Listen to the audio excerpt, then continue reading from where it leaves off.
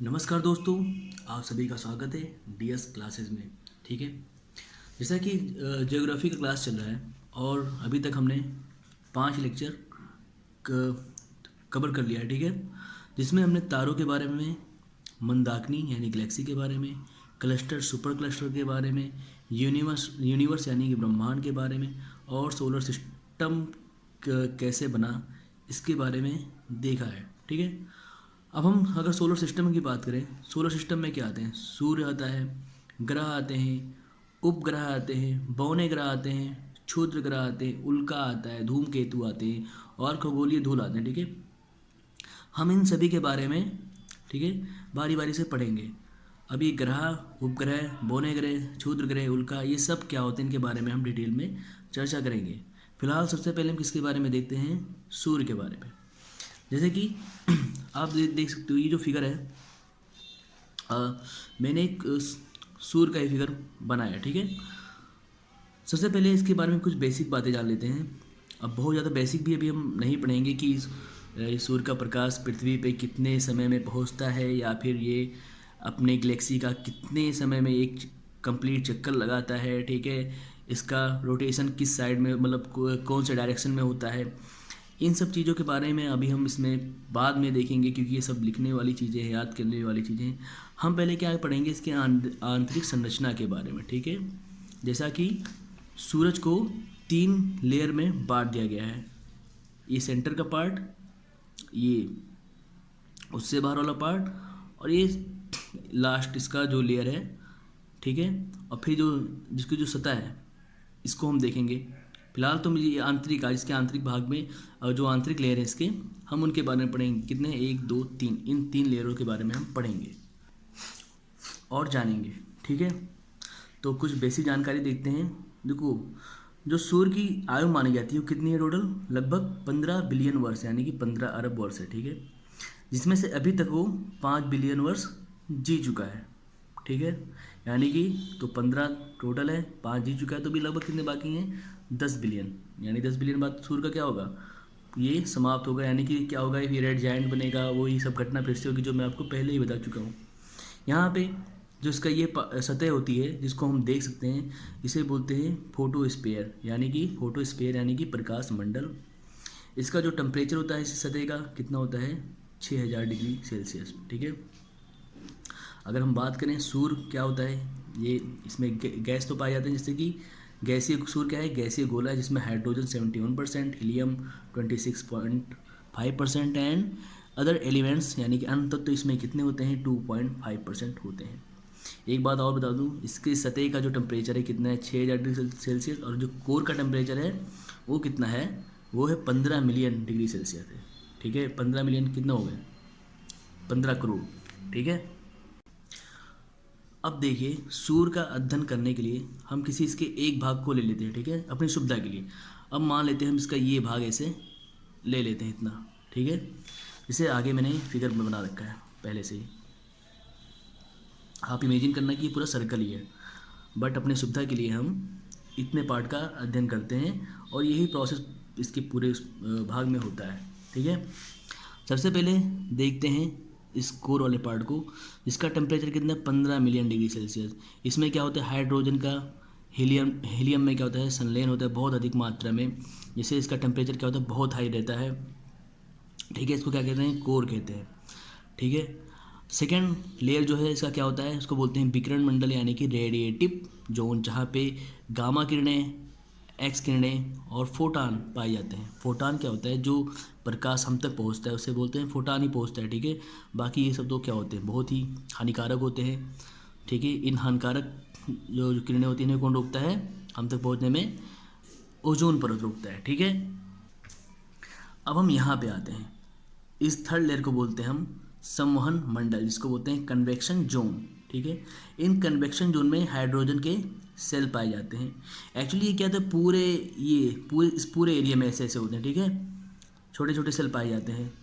ठीक है, बस हमने सुविधा के लिए किसी एक पार्ट को, इसके पर्टिकुलर पार्ट को लिया है बस हम, क्योंकि थोड़ा हमको समझना है कि एक पूरा वर्क कैसे होता है यहाँ पे। अब हम यहाँ पे देखेंगे क्या है? 0 डिग्री विषुवत रेखा है ना। अक्षांश के बारे में आपने देखो, ये क्या है? 0 डिग्री। ये क्या होगा? 90 डिग्री, ठीक है। कितना है ये 90 डिग्री, ये क्या है, और ये सूर्य का क्या है नॉर्थ पोल, यानी कि NP नॉर्थ पोल, ठीक। अब हम देखते हैं, क्योंकि यहाँ का टेम्परेचर बहुत ज़्यादा रहता है, इसलिए यहाँ से क्या होती हैं, ऐसे किरणें निकलना स्टार्ट कर देती हैं। और ये किरणें इतनी मतलब इतना ऊर्जा होता है इसमें कि ये दोनों लेयरों को पार करके सौर मंडल तक पहुँच जाती हैं, ठीक है। और ये ऐसे निकलती रहती हैं। इनको क्या बोलते हैं हम, सोलर फ्लेयर। क्या बोलते हैं, सोलर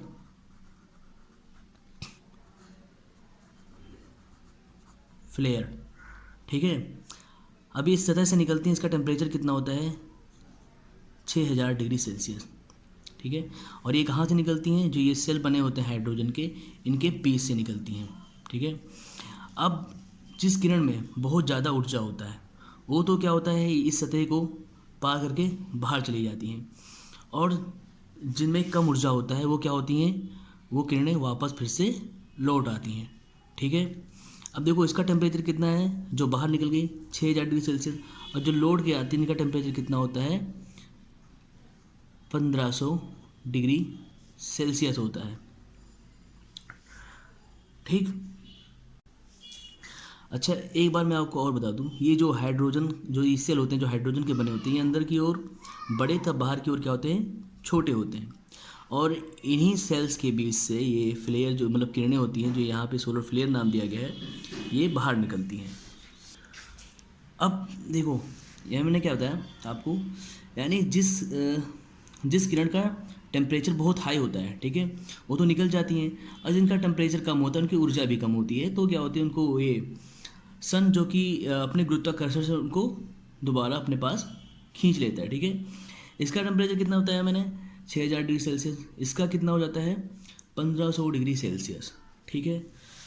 अब होता क्या है, यहाँ से अगर अर्थ से हम इसको देखेंगे, ठीक है, तो क्योंकि इसका टेम्परेचर हाई है, इसका लो है, तो ये हमें किसा दिखता है, एक काले स्पॉट की तरह, ब्लैक स्पॉट की तरह, यानी काले धब्बे की तरह दिखता है, ठीक है। तो इस स्पॉट को क्या बोलते हैं हम, ब्लैक स्पॉट कहते हैं। क्या बोलते हैं इसे, ब्लैक स्पॉट बोलते हैं, ठीक है। ये तो हो गई एक बात। दूसरी बात और बताता हूँ मैं, जब ये फ्लेयर निकलता है, ठीक है, तो पृथ्वी क्या करती है, अपने ग्रेविटी की वजह से, गुरुत्वाकर्षण की वजह से इसको अपनी तरफ खींचती है, ठीक है। इस फ्लेयर को क्या करती है, अपनी तरफ खींचती है। लेकिन क्या होता है, जो पृथ्वी का वायुमंडल होता है, अब देखो अगर पृथ्वी इसको अपने ऊपर खींच लेगी तो क्या हो जाएगा, यहाँ तो जीवन ही खत्म हो जाएगा सबका, ठीक है। लेकिन यहाँ जो पृथ्वी के ऊपर, अब पता होगा आपको कि वायुमंडल की परतें हैं, ठीक है, तो कि जो परतें हैं पृथ्वी के ऊपर, वो इन किरणों को, ये सोलर फ्लेयर हैं, इनकी दिशा को विचलित कर देती हैं और इसको आगे भेज देती हैं, जिससे क्या होता है, ये पृथ्वी के ऊपर गिरने नहीं पाते, ठीक है, गिर नहीं पाते हैं।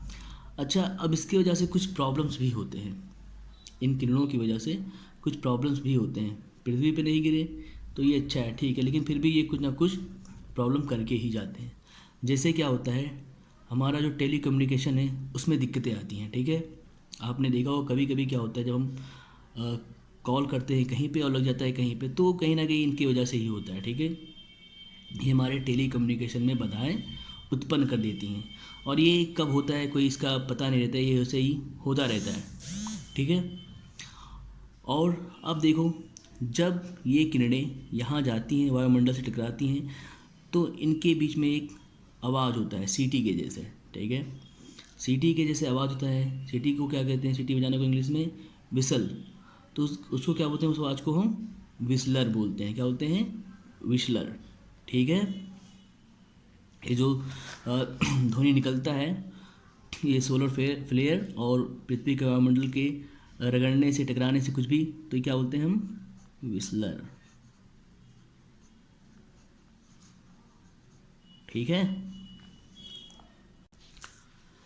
और देखिए क्या हुआ, जब ये इसके वायुमंडल से टकराया तो पहला घटना क्या हुआ, सबसे पहले दिक्कत तो हमें ये हुआ कि हमारा कम्युनिकेशन क्या हो गया, गड़बड़ होने लगता है।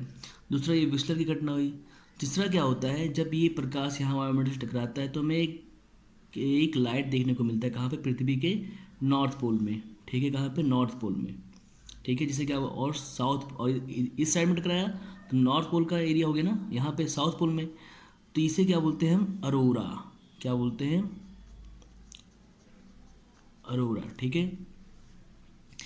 अब अगर हम पृथ्वी की बात करें तो अगर हम ये बीच से काटें तो नीचे वाले हिस्से कहते हैं साउथ, तो इसे बोलते हैं हम अरोरा ऑस्ट्रेलियोलिस, ठीक है। और इधर नॉर्थ वाले को क्या बोलते हैं हम, अरोरा बोरियोलिस कहते हैं, ठीक है। देखिए ये सभी बातें मैंने नोट्स में लिख के रखी हैं, बट क्या है अभी हम, क्योंकि ये सन जो है ये अ, आज इस पार्ट 1 और इसके हम जो कल वीडियो बनेगा, यानी कल या फिर आने वाले वीडियो में बोल सकते हैं, 2 वीडियो में यानी 2 लेक्चर में ये सन कंप्लीट होगा, ठीक है। तो उस टाइम मैं आपको अच्छे से कंप्लीट नोट्स भी दिखा दूंगा, कैसे कहाँ पे क्या लिखा है, ठीक है। फिलहाल अब आगे बढ़ते हैं। मैंने आपको बता दिया जो नॉर्थ अरोरा और साउथ अरोरा के बारे में, ठीक है। अरोरा होते क्या क्या, ठीक है, बता दिया। बिस्लर क्या होता है और ब्लैक स्पॉट क्या होता है, मैंने आपको ये सब बता दिया, ठीक है। ब्लैक स्पॉट क्या होते हैं, ये जो कम टेम्परेचर वाले जो किरणें होती हैं, प्रकाश होती हैं, जो वापस जाती हैं, ये पृथ्वी से देखने में कैसे दिखती हैं, काले कलर की धब्बे, तो उसको कहते हैं ब्लैक स्पॉट बोलते हैं, ठीक है। अब देखो एक बात और बहुत इंपॉर्टेंट है, ये है सोलर का विषुवत रेखा, ठीक है। यहाँ 0 डिग्री, ये जो घटना, ये सब किरणें वाली जो घटने ये सब होता है ना, ये सब घटना ब्लैक स्पॉट वगैरह बनता है, ये कहाँ से बनता है, 0 डिग्री से लेकर 40 डिग्री के बीच में ही बनता है, ठीक है, या फिर ये घटना होता है। तो 0 से, अब ये क्योंकि मैंने बताया आपको, मैंने अध्ययन करने के लिए हमने केवल एक पर्टिकुलर एरिया लिया है, लेकिन ये पूरे एरिया में ऐसे होता है, ठीक है, ब्लैक स्पॉट। तो इसका साइकिल होता है, जैसे एक बार 0 से 40 डिग्री जाना और एक बार आना, ठीक है, तो इसे बोलते हैं वन साइकिल।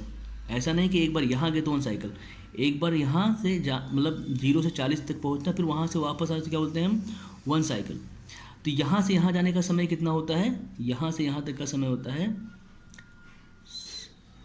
5.5 वर्ष, ठीक है, 5.5 वर्ष एक साइड में, और दूसरे साइड का समय भी कितना होता है, उतना ही होता है 5.5 वर्ष, ठीक है। मतलब एक साइड में जाने का समय 5.5 और 5.5 साल, और आने का समय भी 5.5 साल, ठीक है। तो इस तरीके से अगर हम बात करें एक साइकिल, क्योंकि एक साइकिल क्या होता है, आना, यहाँ से जाना, फिर आना पहुँचने में, ठीक है, जो ये स्पॉट है, ठीक है। तो कितना होता है, इन दोनों को जोड़ देंगे, तो इन दोनों को जोड़ेंगे तो वन साइकिल कितना आ जाएगा, 11 वर्ष।